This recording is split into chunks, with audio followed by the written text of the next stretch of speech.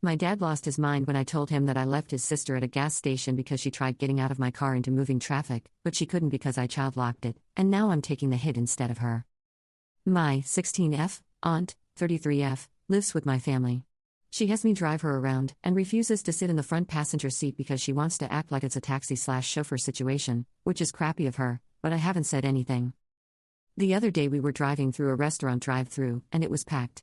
The parking lot was full. My aunt got out of the car while we were in the drive-thru and I asked what the F she was doing.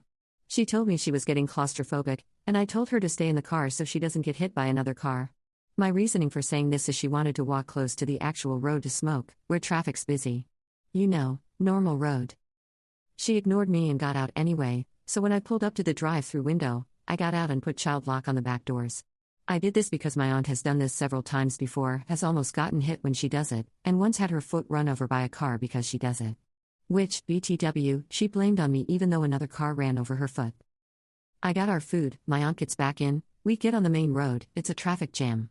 My aunt tries getting out of the car again, and finds that she's child locked. She starts screaming and cussing at me, calling me a little motherflecker and screaming at me to let her out. So when we could pull over again, I pulled over, let her out, and told her she could call someone else for a ride home. I left her at a gas station. I got home and my parents asked where my aunt was. I explained what happened, my mom told me I was in the right, and my dad flipped his stuff.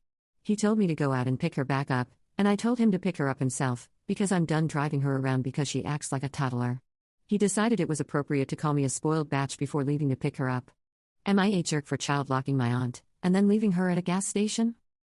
Info: the traffic jam I mentioned, one lane stopped, while the one right next to it kept moving. People were actively moving and getting into the lane that wasn't stopped. Also, no, my aunt doesn't have a mental disability. She's just been spoiled by her parents and my dad. And yes, she is my dad's sister. Update: this is way overdue, I think, and I'm not sure if anyone will see it, but I do want to kind of talk about what happened. So, not long after the original post, my mom and dad split. Mom took me, dad stayed in the house with my aunt. Mom and I moved halfway across the country, and we have an apartment now.